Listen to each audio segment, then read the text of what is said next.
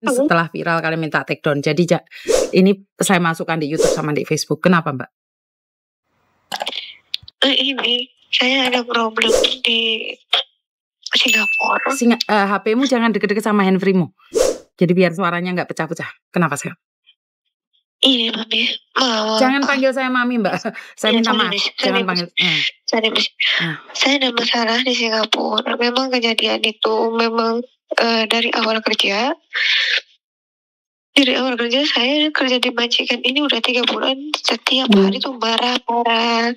Setiap hari tuh memang saya tidak mengerti bahasa Inggris. Saya belum paham betul. Dari pertama kerja saya belum bahasa Inggris, dia suka marah karena saya belum mengerti dengan logat no understand. Jadi saya suka dimarahin ini itulah, suka marah, juga banting barang. Jadi dalam beberapa bulan saya ketekanan batin, saya sabar sampai nunggu hari proses pemotongan gaji. Dari situ bertahan meskipun saya banyak diomelin, meskipun saya dimarahin, gak apa-apa, aku harus sabar, aku harus bertahan. Kalaupun aku nanti pulang, aku nanti tambah potongan, aku sabar melakukan kerjaan meskipun itu kena marah. Meskipun saya berbahasa Inggris belum begitu mengerti. Saya handfree-mu jangan deket-deket boleh nggak, Mbak? Handfree-mu jangan deket-deket. Sorry. Dilepas itu handfree-nya lebih baik. Terus? Oke. Dan habis itu saya kerja dengan hati-hati lah supaya potongan saya selesai. Dan sampai potongan selesai belum selesai berapa bulan, saya kena problem. Ini masalahnya, saya telepon ibu saya selama 1 jam gak terasa. Pas hari itu hari libur. Jadi saya tahu majikan udah ada di duduk sofa. Saya bilang, selamat pagi mem, good morning mem. Dan situ mem menyindir-nyindir soal karena saya telepon 1 jam. Saya minta maaf karena ibu saya sakit. Kenapa ya kamu kasih problem aku begitu banyak? Iya mem, saya minta maaf. Dari awal memang saya tidak mau memegang HP di saat kerja. Tapi dari mem kasih kepercayaan saya pegang HP disuruh ambil food. Dari situ saya teledor miss dengan kerjaan semuanya. Saya suka kadang berkabar dengan anak. Biasanya tuh malam gitu. Dari situ saya merasa dimarah-marahin sampai dimarahin sampai marah banget, dia mau pukul aku. Dan aku pun sampai kaget karena saya menemukan ketraumaan dengan suami. Dan di situ saya minta pulang, dia mau pukul aku, dia minta pulang. Dia marah besar. Kalau kamu minta pulang, aku pulang aja. Saya minta pulang Indonesia. Saya pulang Indonesia. Habis itu dia marah hebat banget. HP saya direbut seolah-olah saya merebut apanya dia. Dia pengen tahu isi HP saya. Dia merebut sampai HP saya ininya rusak. Dan dia manggil suaminya datang ke bawah. Dia manggil suaminya datang ke bawah. Dia cerita, kenapa kamu masih problem masalah ini keluar. Iya sorry saya tadi telepon ibu sampai nggak terasa sampai 1 jam. Apa yang kamu mau? Dia berbicara bahasa Inggris. Saya mau pulang. Dia banting gelas dan serpihannya itu kena kaki saya. Dari itu saya ngerasa takut dan saya benar-benar pengen pulang. Dan dia menjanjikan September akan pulang. Sampai Oktober saya nggak dipulangin, Miss. Dari situ malam kena marah, HP dijatah, saya nggak bisa telepon, harusnya SMS. HP harus ditaruh depan CCTV. Dari situ aku benar-benar nggak tahan, sudah habis potongan. Aku kabur, Miss. Aku kabur dengan keadaan yang sangat bingung. Aku benar-benar nggak betah, pengen pulang. Dan di jalan aku bertemu dengan orang berhijab. Kamu mau kemana? Aku mau ke MOM. Ngapain? Saya pengen pulang. Dan orang ibu tadi bilang jangan ke FOM. Kalau bisa ke polis aja. Nanti kalau ke FOM kamu gak dapat repot, gak bakal diproses. Kalau ke polis kamu dibikin repot, nanti kamu cepat. Jadi aku nurut sama mereka, Miss. Karena kebodohan aku, sampai sekarang aku belum pulang. Aku masih di agensi. Dan aku bingung buat akhirnya mana apa. Aku cuma tergantung-gantung di sini, hanya berpanjang pas itu aja. Itu yang aku bingungin, Miss. Aku cuma pengen pulang kerja di Indonesia biar dekat sama anak-anak. Itu aja, Miss. Aku minta pertolongan dari Miss biar aku nggak lama-lama tergantung-gantung di sini. Lah kenapa kamu nggak mau telepon agen PT-mu yang di Indonesia dulu? Dulu aku berangkat dari Batam, bukan ikut PT. Dari Batam kan juga ada PT-nya dong. Kan tetap aja ada PT-nya. Kan ada yang memberangkatkan kamu. Ada Miss, ada. Dia bilang tolongnya, aku tidak tolong sama dia. Dia bilang itu bukan urusan aku, itu urusan kamu dengan polisi. Terus aku tidak tolong sama siapa. Aku di sini tuh berangkat dari kamu. Aku tidak tolong sama kamu. Gimana solusi? Kalau kayak gini aku berdiri sendiri dong gitu. Aku nggak punya siapa-siapa kecuali kamu, Mbak, gitu. Dia nggak mau tahu, meskipun di sini juga nggak tahu jawab, Miss, masalah aku karena ini perbuatan aku. Iya, aku tahu ini salah aku, ini kebodohan aku.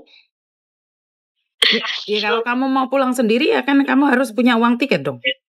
Aku udah mempersiapkan itu, Miss. Terus berapa lama kamu kaburan di situ? Aku sudah 2 bulan di sini, Miss. Kan kamu ini aku dapat. Kalau gitu kan kamu bisa langsung kalau kamu punya uang kan kamu bisa beli tiket langsung terbang kan, nggak ada masalah toh? Kalau kamu ada uang. Tapi ini tadi ada surat IC itu perpanjang sampai 21 Desember lagi, Miss. Oke. Itu kan berarti otomatis kamu kan harus ikut peraturan yang di situ, Mando. Sementara peraturan di Singapura kan Miss Yuni nggak tahu. Ya kamu harus ikut peraturan loh. Kamu sudah berani kabur ya kamu sampai tanggal berapa itu di ICA itu ya ikuti peraturannya itu, Dondok. Benar nggak? Iya, tapi untuk kasusnya ini gimana, Miss? Lah, sampai kapan aku kayak gini? Miss Yuni nggak tahu, Dok. Tentang kasus di Singapura saya nggak tahu sama sekali. Kalau di Singapura kaburan terus seperti apa, bagaimana saya nggak tahu saya. Makanya saya selalu berpikir kenapa harus kabur? Kan bisa diselesaikan baik-baik. Kenapa harus kabur? Mungkin aku karena nggak sabar menunggu omongan tadi, terus hari-hari majikan aku marah lah, sedikit problem dibesar-besarin lah. Jadi aku kayak nggak fokus, Miss. Ditambah lagi aku problem dengan rumah tangga aku di kampung, jadi aku kayak berantakan banget. Bukan Kak, berantakan banget. Memangnya sekarang ada solusinya kamu kabur? Kan nggak ada solusinya juga.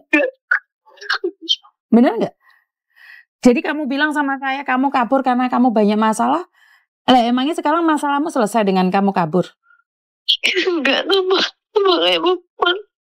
makanya kenapa harus kabur? Pertanyaan saya kenapa harus kabur? Di saat aku beban kayak gitu tadi, di mana mungkin aku memang ekonomi, Miss. Masalah kemarin itu mana anak mau sunat, mana suami ngajak pisahan.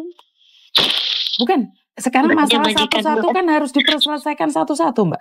Kamu nggak bisa mencampur aduk. Antara kopi, susu, teh itu nggak bisa dicampur. Ya kamu harus misahin. Sekarang masalah pekerjaan ya pekerjaan. Masalah rumah ya masalah rumah. Ya kalau kamu campur ini akibatnya kamu sendiri pun nggak bisa menyelesaikan masalahnya. Bener nggak? Akibatnya kamu sekarang terlunta-lunta di negeri orang. Emangnya masalah selesai? Kan tetap aja nggak selesai. Emang masalahmu sekarang selesai? Dan aku lihat suratnya itu ya, kamu mau tidak mau mengikuti peraturan yang ada di situ. Walaupun kamu punya uang, emang kamu bisa pulang? Nggak bisa. Sementara kamu berangkat ke situ nggak tahu resmi atau tidak resmi kan saya juga nggak tahu. Harusnya kan lewat proses lewat PT. Dan kamu bilang nggak ada PT. Benar nggak sih? Jadi itulah saya selalu katakan manfaatnya untuk bekerja lewat PT, lewat peraturan, punya segala sesuatu. Kan nggak seenak sendiri gitu, Mbak. Benar nggak sih? Ya aku tahu kamu punya masalah. Emangnya yang punya masalah kamu aja? Orang lain nggak punya masalah? Miss Yuni juga punya masalah, tapi kan tidak seharusnya dengan masalah itu kita mencampur adukkan masalah kita. Ya akhirnya kamu sengsara, sayang. Bagaimana caranya? Saya nggak tahu sama sekali tentang Singapura. Kaburan Singapura itu harus seperti apa dan bagaimana. Kasih saya sedikit waktu untuk mencari bantuan juga, karena saya memang tidak tahu Singapura itu harus seperti apa dan bagaimana. Kamu menyesal, kamu ingin cepat pulang tapi kamu ternyata nggak bisa kemana-mana kamu. Iya. Kamu bisa kemana? Nggak bisa kemana-mana kamu. Bener-bener bodoh aku ikutin saran mereka. Iya, kamu nggak perlu ikut saran orang, kamu sendiri harus mikir. Kabur dari majikan apa yang kamu dapatkan? Sekarang makan tidur numpang sama orang kamu. Iya. Kamu nggak sabar. Kamu tidak sabar ikut majikan. Kamu ikut orang. Emang enak ikut orang? Merepotkan orang emang enak. Benar nggak sih? Secara logika kan nggak masuk toh sayang.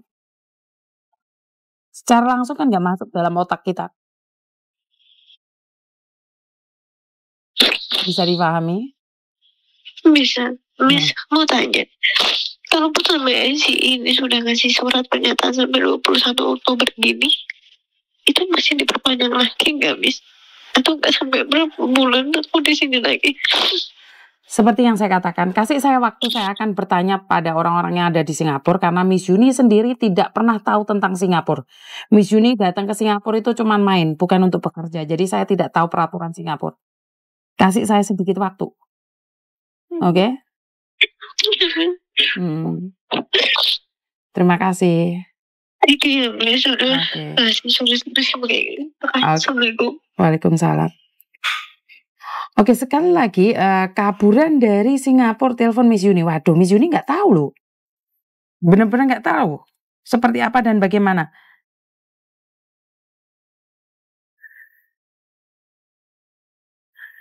Seperti apa dan bagaimana saya nggak tahu, Mbak. Karena memang di luar ranah saya nggak ngerti nih kaburan dari Singapura itu harus seperti apa dan bagaimana. Makanya saya selalu bilang bahwa kok wani-waninya kamu kabur gitu loh. Ini pertanyaan saya yang tidak pernah bisa terjawab oleh kalian. Mau keluar negeri jangan kabur-kabur lah, jangan percaya omongan orang. Ya, itu aja dari saya, kurang lebihnya saya minta maaf dan wassalamualaikum warahmatullahi wabarakatuh. Berkat Tuhan mengalir atas hidup kita semua. Semoga semua makhluk hidup bahagia. Dan sampai ketemu lagi. Bye-bye.